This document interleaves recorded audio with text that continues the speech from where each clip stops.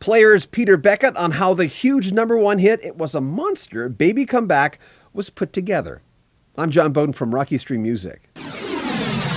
The song Baby Come Back was a moment in time for me, as I say in this interview clip. I remember hearing it on a New York radio station and turning around and going, what is that? As you'll hear in this clip, there are some people who really loved it right away, which makes an awful lot of sense. I mean, we're talking a big #1 hit. But there were some surprising folks who didn't take to it right away. Our interview with Peter Beckett. What part of Baby Come Back what was your contributions to that song? Well, I'll give you the story on that.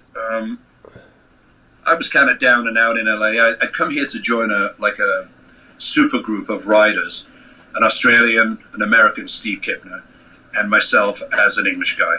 And it was a trio it ended up being called Sky Band. It started being called Friends, turned into Sky Band, and we did one album on RCA.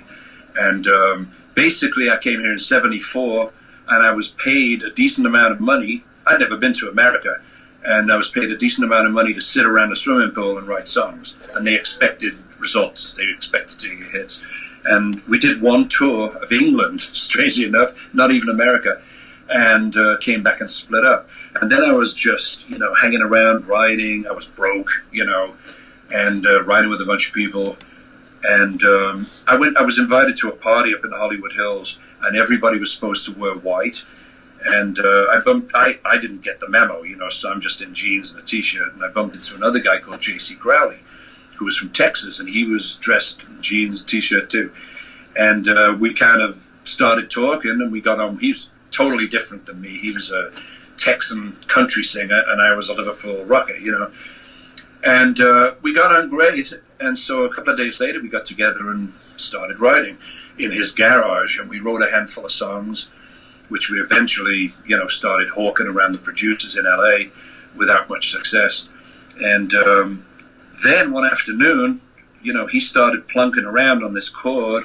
We started just writing a verse around it, and by the end of that day, we had the verses, basically, with some of the words. Second day, he came to my place at the Valentina building in Hollywood, which is a 20s apartment building, really great place. And we worked on it some more, and overnight I had come up with Baby Come Back title, and we were looking for something that went da-da-da-da, because we had the tune, we had the chords, and it just came into my head, let's have a drink, da-da-da-da, and Baby Come Back, it's like a trumpet blast.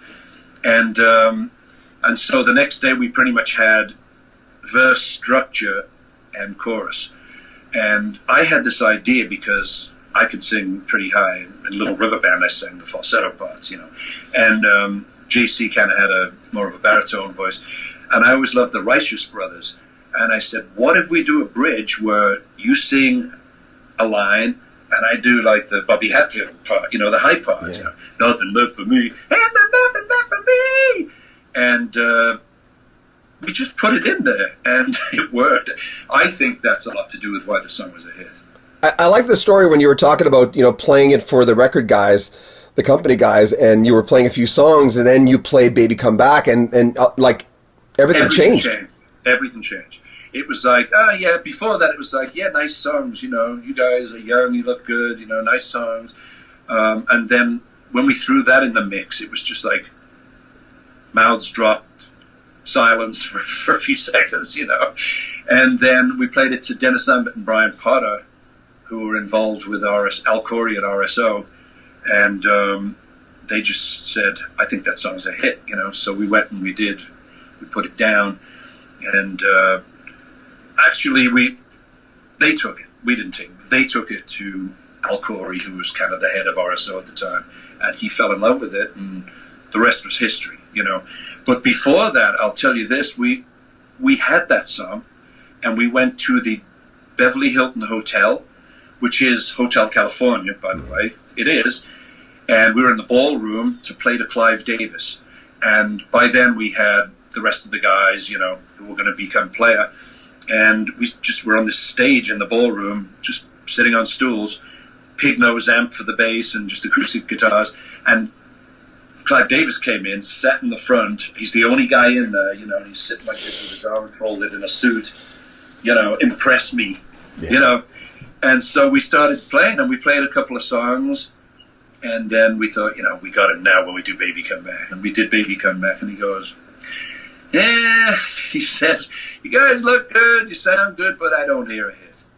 And so that was the end of our chances with Clive Davis.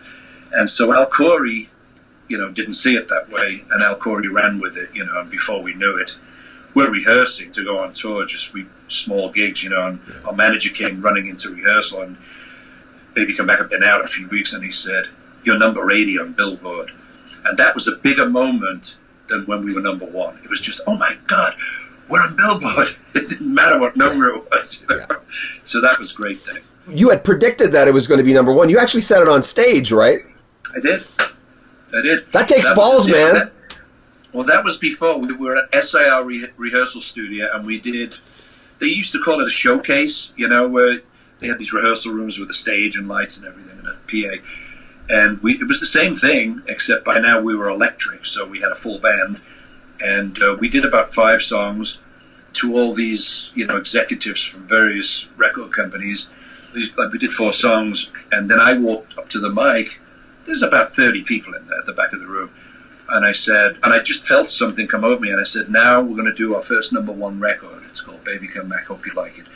Swear to God. And, you know, they didn't think much of me. We had a lot of turndowns even with Baby Come Back. But people, you know, definitely pricked their ears up, you know. Well, that's a first-time song. That's like The Way It Is by Bruce Hornsby. That's one of those songs that I remember moments in time where I stopped I literally remember the first time I heard it. I was in my bedroom and I stopped and I went, what the hell's that? And the bass line comes in. I'm going, and then the chorus comes, like I'm going. You're talking about The Way It Is. That's just The Way It Is. No, I'm talking about your song too. Oh, I thought you were talking about... No, The Way It Is a song like that where I knew where I was when I heard The Way It Is. I was in my basement, but when I was in my bedroom and the radio was on, I was listening to a radio station from New York, in New Brunswick, in Canada, and I remember turning, and it was a moment of time for me. Yeah. That's why it's important for me to talk to you, because that song meant a lot to, you know, and I bought the album. Well, you should have been in the car the first time I heard it on the radio. What was that like? I almost crashed. Yeah. I almost crashed. I was so excited. We'll have more from Peter Beckett coming up in a few days. Make sure you comment on our video, subscribe to our channel, and share our videos. This is John Beaudin from Rock History Music.